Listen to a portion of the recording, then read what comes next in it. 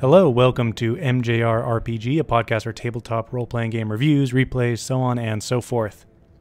The following narrative replay is for my own Call of Cthulhu / Cthulhu Dark Ages scenario, Branches of Bone, set in the 8th century and focusing on a Viking raid on a Northumbrian monastery. If you're a player or just don't want to know everything about the scenario ahead of time, you can read or listen to the first spoiler-light section of my overview of Branches of Bones, or you can purchase it straight away on DriveThruRPG. This replay is completely full of spoilers. If you're ever thinking of playing the scenario, turn away now. Otherwise, on to Branches of Bone, Part 1. I, Asker Yelloweye, failed my people. My raiders drown, the longships sink, the fields go fallow, and our family starve. But Freya has gifted me a vision. On the island of Skogerbane, 7 heathens hold a relic of Yggdrasil in their stone temple. For my people, for Freya's will, and for my honor, we sail to Skogerbane.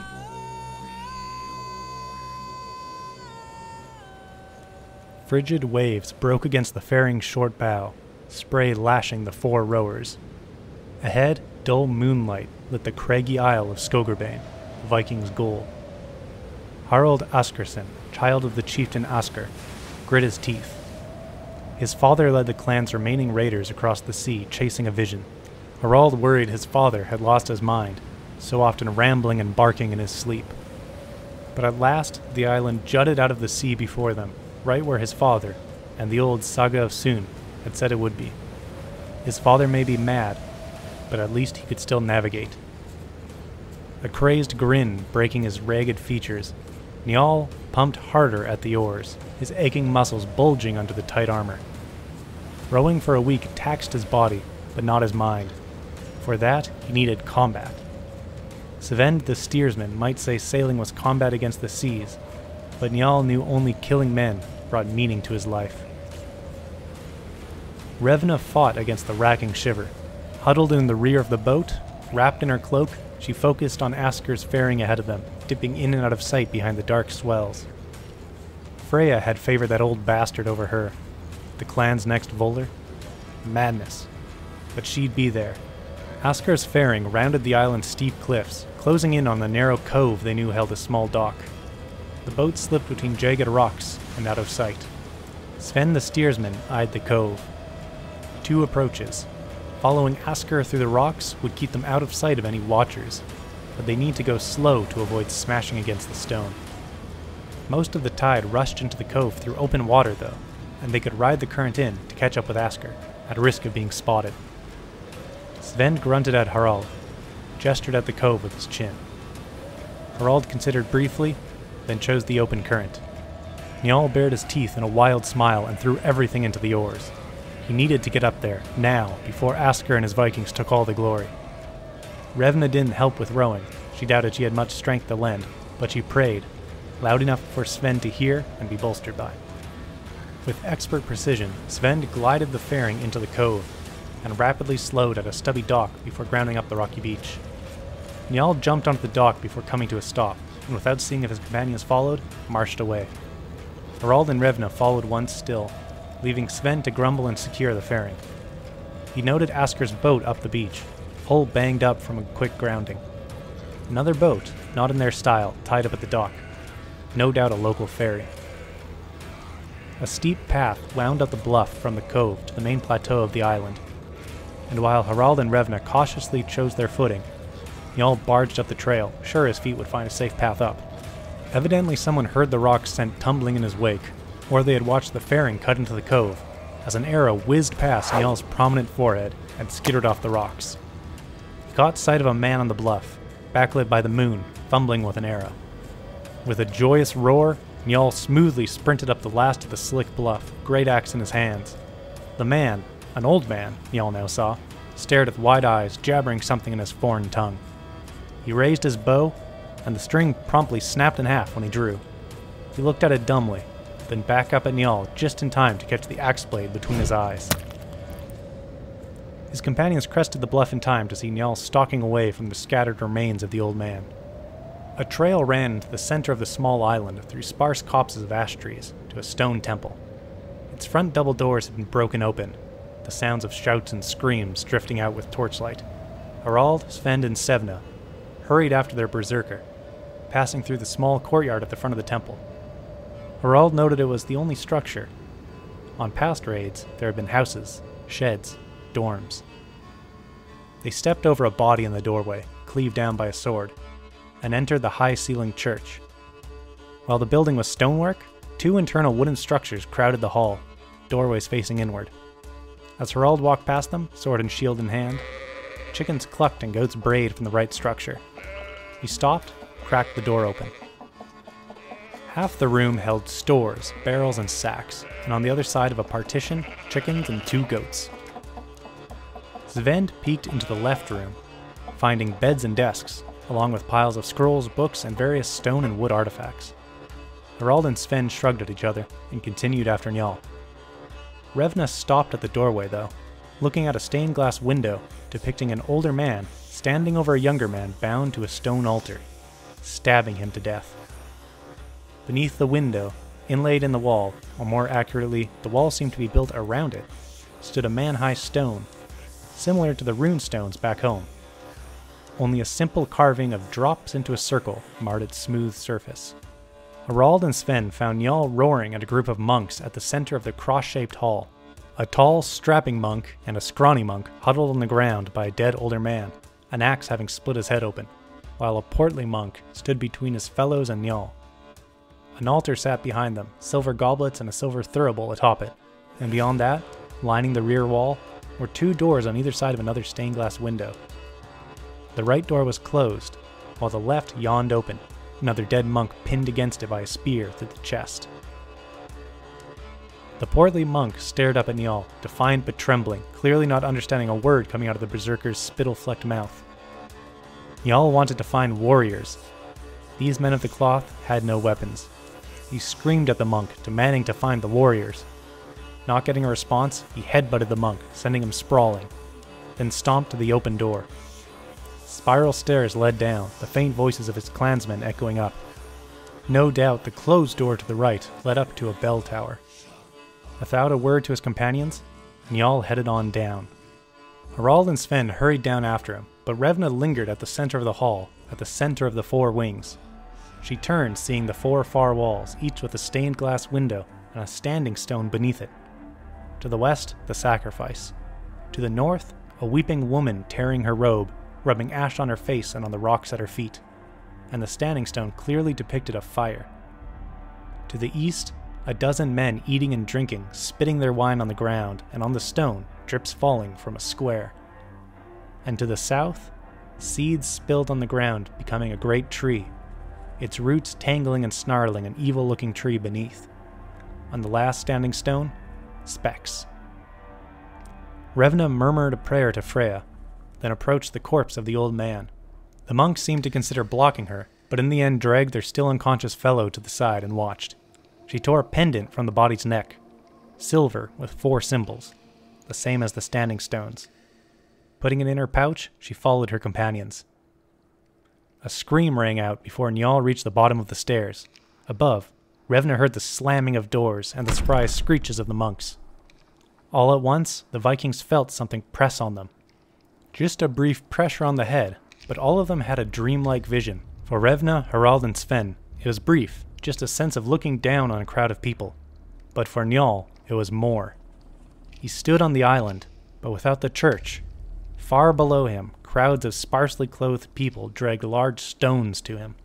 They stood them on his roots, dragging down painfully into the earth. And then it was gone. Njal felt lightheaded, and he itched. Rashes broke out on his hands, joints, and his skin felt tight. Hurrying the last few steps, Njal, Harald and Sven on his heels, entered the crypt. Leaning against one of 6 pillars, Skarde, one of the other Vikings, clutched a weeping gut wound. Seeing Harald, he pointed and said, "Your damned father stuck me."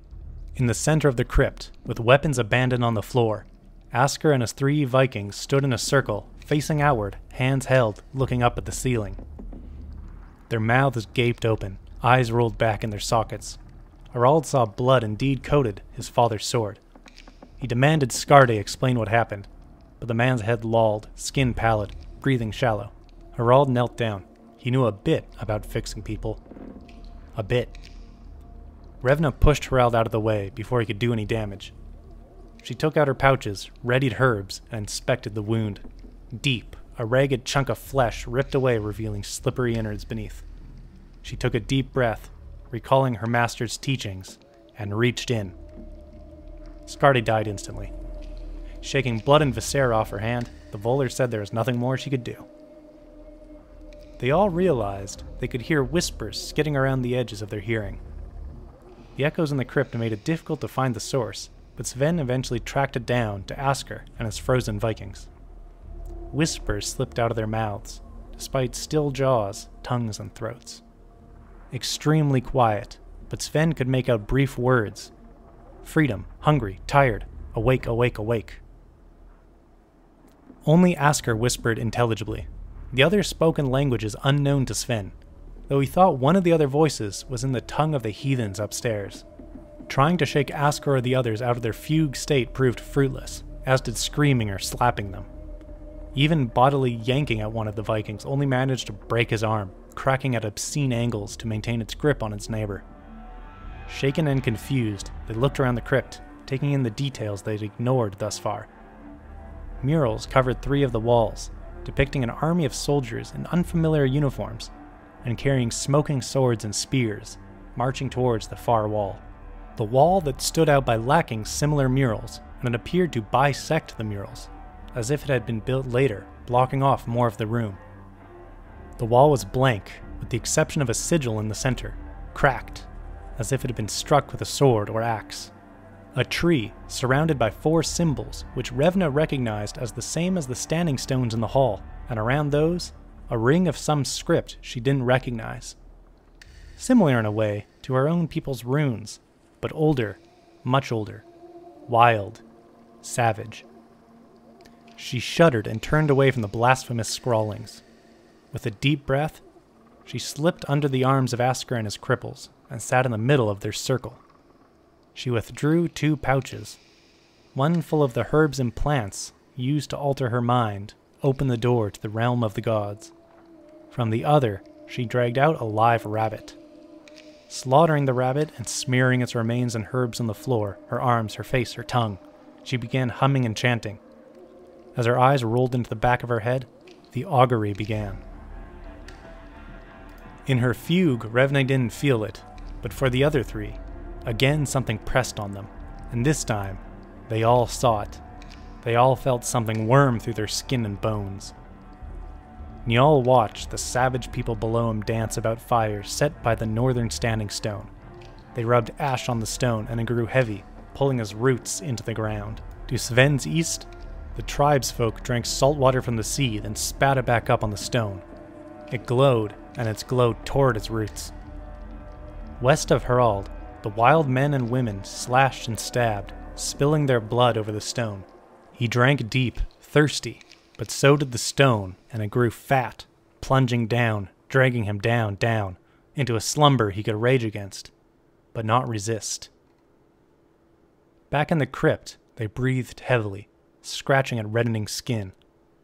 Njal winced at stinging in his fingers and joints. Scabs grew from the rashes, thick, brown, jagged. He covered them up, but fretted at the raw and bulging tips of his fingers, as if the bone beneath pushed at the skin, trying to break free. And in Revna's vision, she saw fire fall from the sky, a great mass, screaming, tumbling down and smashing into a primordial Skogerbane. A thing lost and abandoned, it squirmed and mewled, hugging the earth and digging into the stone. Then she saw a great tree, rising from Skogerbane, ringed in fire, striking into the sky and burning away the clouds. Its roots wormed through the oceans and continents, choking out the kingdoms of men. Revna awoke with a choking cough. The others watched, waiting for her wisdom. In the silence, the words of Asker whispered through the crypt. Free, awake, finally, hungry. Revna shakily stood. They hadn't found Freya. Not Yggdrasil, something else. something worse. Off balance from his own vision, much less the madness spouted by Revna, Sven stumbled away from the others, towards the far wall and its cracked sigil. Likewise disturbed, but instead driven to angry frustration, Njal stomped back up the stairs. No warriors, nothing to fight, only this damned magic. Njal was leaving. Harald stared at his father, frozen in place with his followers, words not their own, in voices not their own, in languages not their own, slipping from unmoving lips. He shook his head and followed Njal.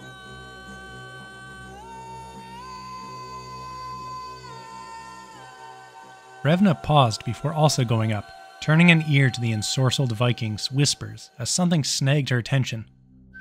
4 Vikings, each speaking in a different language, their own tongue, the tongue of the monks, and 3 others. 3 others. 4 Vikings, 5 voices. She shuddered, shouted to Sven they were going up, then hurried to the stairs. Sven waved her off. He'd never taken to runes, couldn't read them, certainly couldn't write them, but he could tell the brutal scratchings ringing the sigil did not exist in his language.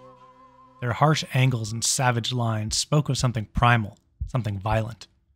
He could almost hear, almost feel its meaning, its rhythm, its steady thumping beat. His brow furrowed. He reached out, setting a palm on the wall, right over the cracked tree at the center of the sigil. The brittle stone vibrated under his palm with a slow and steady beat. Putting his ear to it, he could hear that muffled beat. Disturbed but curious, he spun around a spear and bashed at the wall with its butt. It proved thin, and chunks broke away without much persuasion.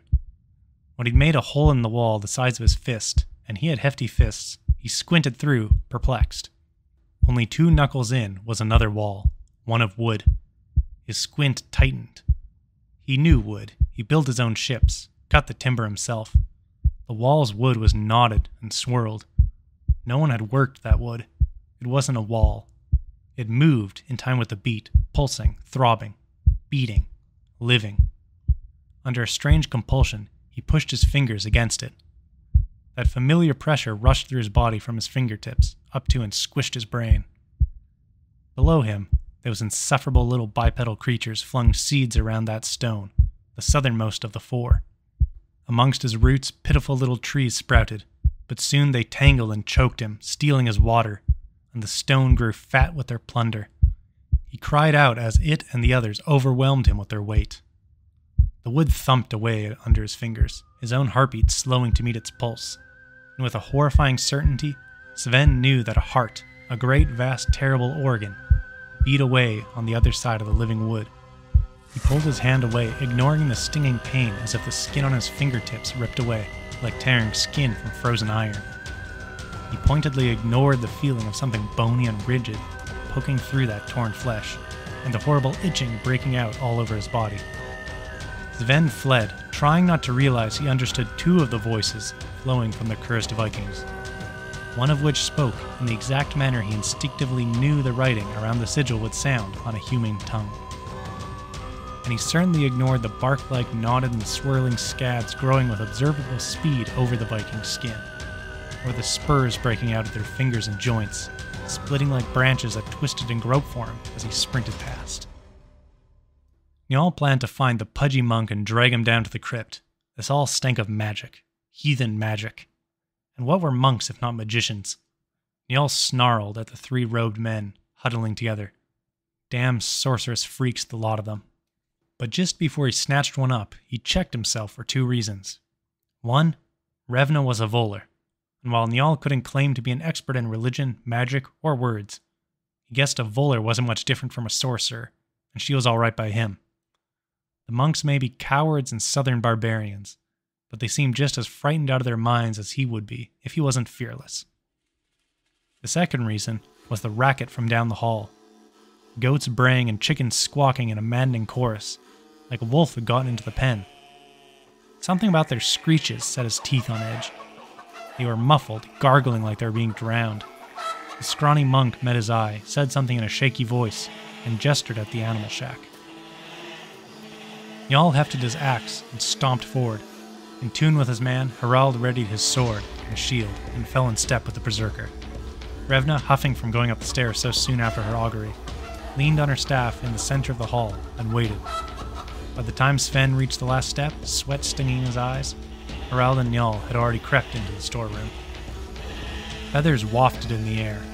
One squawking hen fluttered up, nearly cresting the partition. Something snagged its leg. With a crack, the chicken snapped down, its rattling screech drowned out as its throat clogged. Njal and Harald looked at each other, nodded. They peered over the partition. Njal grunted. Harald stumbled back, tripping over his own feet, and cursed and prayed in a string of obscenities. The goats and chickens huddled together in a wriggling mass. Not together, in each other. Jammed through one another in crude angles, beaks and necks, horns and talons, wings and heads, sticking out and wrapped around, all held together with woody blotches and tendrils. 2 gibbering goat heads rounded on Njal, still frozen in place by the hideous sight, and the thing tried to get to its many feet. Clearly not yet comfortable in its growing form, the amalgamation struggled and flopped about, giving Njal time to snap out of his funk and with a roar bash his way into the paddock and swing his axe. The mighty chop lopped off a slab of flesh and barky growth, taking a goat head with it. Little blood flowed, but a thick, sickly sweet yellow liquid splattered the walls and Njal. Braying in pain, though Njal swore it actually laughed, the abomination gained a semblance of balance, and 2 tendrils slithered towards Njal. One tendril met his axe, spinning off to squirm and die in the corner of the room, but the other seized his ankle, drawing him in towards the wriggling mass. Spurs jabbed into his skin, and something within his flesh answered, reaching out to break free of his own body. Harald pushed up to his feet, and down his fear. With a war cry, he bounded into the pen, driving a sword into the beast. The blade clanged uselessly off a hard bit of bark, and the freakish eyes of the goat turned on Harald. He gave a wet scream, gnashing its flat teeth. Then the head whirled through the air, spurting yellow gunk over Harald and Njal. His axe tore through the mass of the amalgamation, ripping it apart. It crumbled into pulsing chunks, and those too soon died. The sweet goop sank into their skin. Their minds jolted again out of their human confines. Harald watched crowds of men and women bearing swords billowing smoke, slashing into his roots, his trunks, trying to find his heart. He ripped and tore them apart, but the scars remained, and he would always know how close they'd come to poisoning him from the inside out. Njal remembered dreaming. The stones held him in a deep slumber for eons, but he still dreamed. The people who had snared him into sleep gave him away to others. They planted trees around him and worshipped him, but they kept him locked away with gifts of spit, ash, seeds, and blood. Others followed, clearing the trees and covering him with a stone temple. He almost awoke then, but legions with smoke and iron hurt him enough to put him back to sleep, and finally others took their place, building a larger stone temple, but they did not feed him as the others had, and so he grew stronger, still asleep, but with enough power to let slip a dream out into the world, where another lost soul found them. And that soul had come, and finally the dream slipped away. It was time to wake up. In a daze, Harald stumbled out of the store's room, nearly tripping over something that snagged his foot. A branch, gnarled and pitted, growing up between cracked stones. Harald didn't remember it being there before.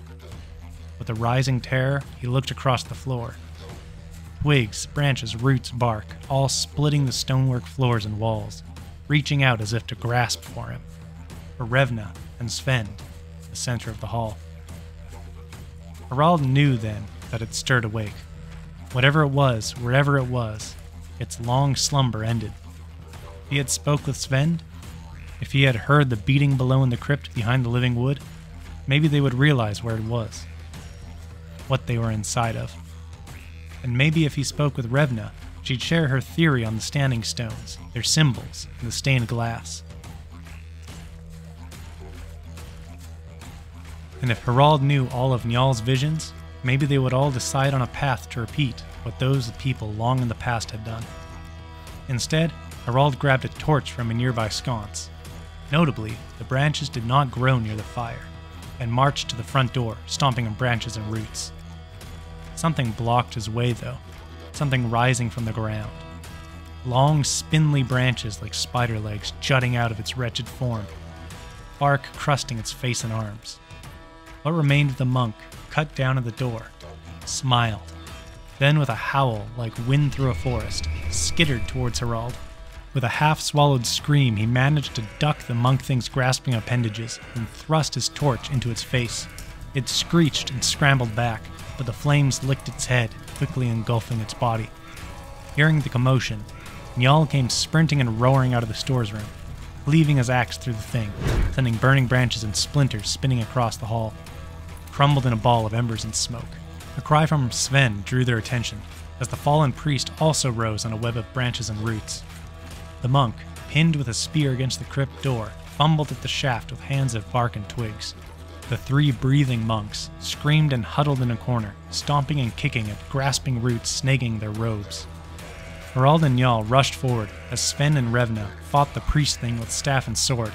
Their unskilled slashes and swings bounced off the priest's thick bark hide. It enveloped Sven, pulling him into an embrace, spires of wood jabbing into his skin, spreading their corruption and madness. Njal's axe cut the steersman free, and as the priest stumbled back from the fierce attack, Harald shoved the torch into its chest, lighting robes and wood alike. The thing screamed and died in a blaze. A spear thrust into Njal's shoulder. His armor caught most of it, and its return swing lopped off the tree monk's head. Breathing deep once all their foes lay dead, again, they started coughing. The fire spread from the burning corpses, flames rolling along the floor and up the walls, catching branches and roots, cringing away from the licking blaze. Billowing smoke rapidly filled the hall, and already the ceiling had vanished into darkness. Eyes and throats stinging, they tried to duck down and keep the smoke out of their lungs. Njal sputtered and took a deep breath, and by the grace of his gods, his great wiry beard filtered out most of the suit. Revna's fortitude and luck proved not as fortunate, and soon she hacked and spat, choking on the smoke. Seeing her falling to her knees, Sven grabbed and pulled her into the crypt's staircase. The smoke might be thinner further down. The others followed, and once into the spiral stairway, mercifully largely free of smoke, they shoved the door closed. Wispy tendrils puffed through the edges, but the air in the stone passageway was cool and breathable. With lungs and throat raw but functioning, Revna stood on her own shaky power, and the group started down the stairs, wanting to get as far from the fire as possible. Maybe it would burn its way out of the monastery before it consumed the air in the crypt. Or maybe they could find another way out. Or dig their way out, if it came down to it. A 5-voiced cry rang out from the crypt. Only one voice spoke in their own tongue, and in a voice they recognized. Askar, roaring in outrage, that they'd ruined everything, that he'd finally awoken, that he still had to find Mother again. The ranting chorus and the clatter of armor and weapons grew louder, and the Vikings readied their weapons. Around the curve of the spiral staircase, Askar and his host rounded in all their horrific glory. Branches splitting crusted flesh groped forward, scratching against the stone walls. Root-like fingers clutched at swords and axes, and their mail and leather armor wove through with the bark and bone-like spurs. Mouths gaping painfully wide, screeching and cursing, the thing scrambled up the stairs, then paused. Askar's blank eyes focused on Harald. In a voice like his father's, but still all wrong, the thing offered Harald an escape. If the others died, left behind to feed it, Harald could leave as a priest, spreading the word of the Great Return. In reply, a throwing axe and a javelin sped forward, driving Askar to his knees. Harald's sword parted whatever was left of his father's head from its body, spraying yellow goop across the hall. The 3 tree Vikings screeched as if in pain and rushed forward. Blades screamed and slashed against shield and armor, blood and branches spinning on the stone. Despite their best efforts, Njal, Harald, and Sven were pushed back step by step, until Revna at the rear found herself pressed up against the door, once again breathing burning hot smoke. Unable to move, she squeezed her eyes shut against the suit and prayed to all her gods. They answered with a deep rumble.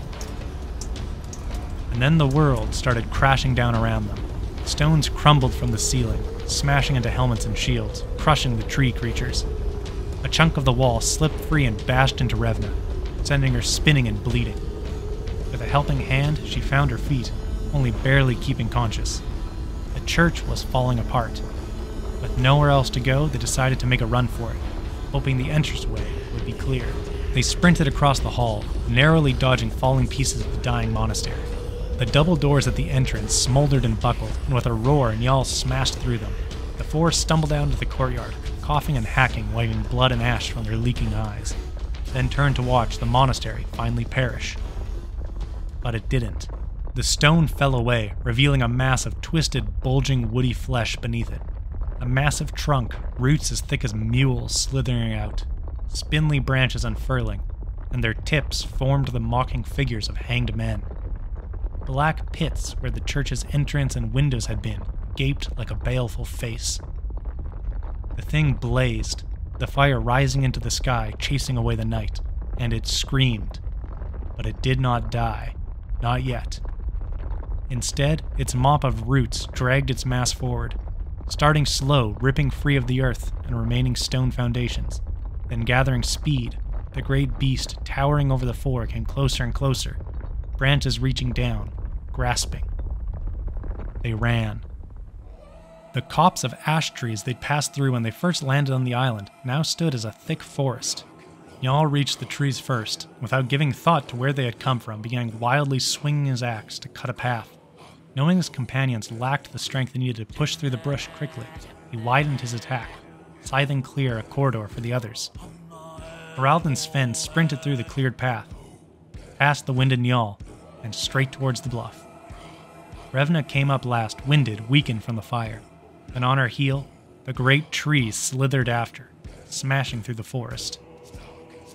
Njal leaned huffing over his axe, watching Revna plod across the clearing to the bluff, then turned to the forest, hearing their pursuer closing in.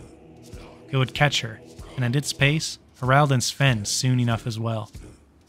Smiling and standing straight, Njal tore off his armor, gnashing his teeth and howling, cutting his flesh and drinking his own blood. He howled like a beast. As the pillar of fire and flailing limbs burst from the forest, Njal laughed and threw himself forward. His battle axe swung in a blur, lopping off branches and splitting bark. As tendrils shot forward, he spun and danced, joyously carving more wood and giggling like a child at the beast's screams. This was what he had come here for. This is what he lived for. And this is what he would graciously die for. Battle. Even with his berserker fury, Njal had only 2 arms, while his opponent had uncountable limbs. They wrapped about his waist, jabbed through his biceps, lifted him into the air. It pulled him into a bone-breaking embrace, dragging him into the mass of bark and thick, yellow-stained flesh. He felt it tearing away his skin, and its madness pierced his mind.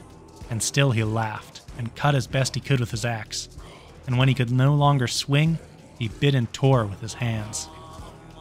Sven and Harald carefully picked their way down the slick bluff to the dock, while Sven continued down to the dock, then jumped into and started readying the boat. Harald stopped and looked back. Revna came careening over the edge of the bluff. With no hesitancy, she ran down the steep cliff trail. Harald watched with eyes wide, ready to see her trip and dash herself on the rocks. Like a billy goat, she hopped from rock to rock, coming to the base of the bluff on her feet. And over the crest, the tree, engulfed in a great fireball, came tumbling over, spilling down the bluff. Harald grabbed Revna and bodily carried her to the boat, screaming all the way. The faring sped out of the cove, skipping over the waves under the power of Harald and Sven rowing like mad, Revna calling out directions only half heard over the surf and the roar of the beast, smashing, steaming into the water. They slipped between the rocks, the beast crashing through them recklessly behind them. The ocean refused to cooperate, and a rogue wave smashed the faring into a craggy rock, spilling Revna over the edge. Harald and Sven held strong though, and the faring sped out into open seas. Choking on salt water and hearing the waves from the tree boiling on her tail, Revna used what little strength and luck granted by her gods she still had left to swim. Harald and Sven watched in wonder as Revna raced out from the rocks, and behind her the pillar of flames and screams waded out. And just before it grabbed her, it tumbled forward, slipping over a drop-off beneath the waves. And in the moment before the creature disappeared into the ocean, they swore they saw a face among the burning wood, a face smiling and biting and raging. Njal remembered falling from the heavens. He remembered his mother, summoned to this world and being forcefully split from her and tumbling away onto this horrible earth. as he screamed and slammed into the ground that would hold him captive for eons, his mighty mother disappeared back into the cosmos.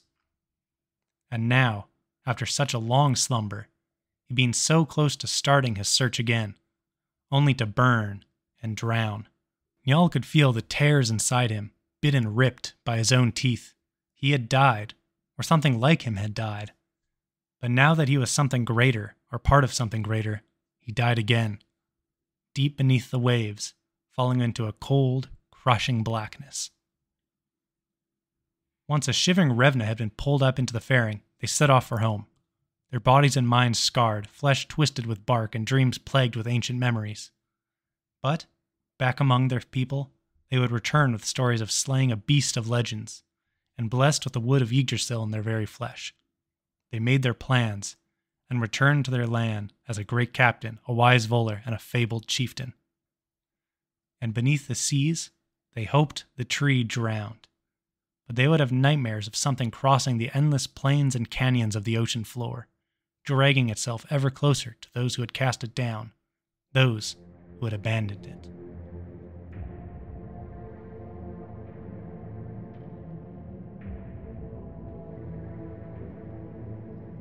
Thank you for listening. If you enjoyed this replay, please consider purchasing Branches of Bone from DriveThruRPG. See the show notes for a discount. And thanks to Fuimadane for the generous use of his powerful music. Find links to his YouTube and Bandcamp in the show notes. And as always, thanks to CryoChamber for the use of their album Cthulhu. Links again in the show notes. Until next time, have a good one.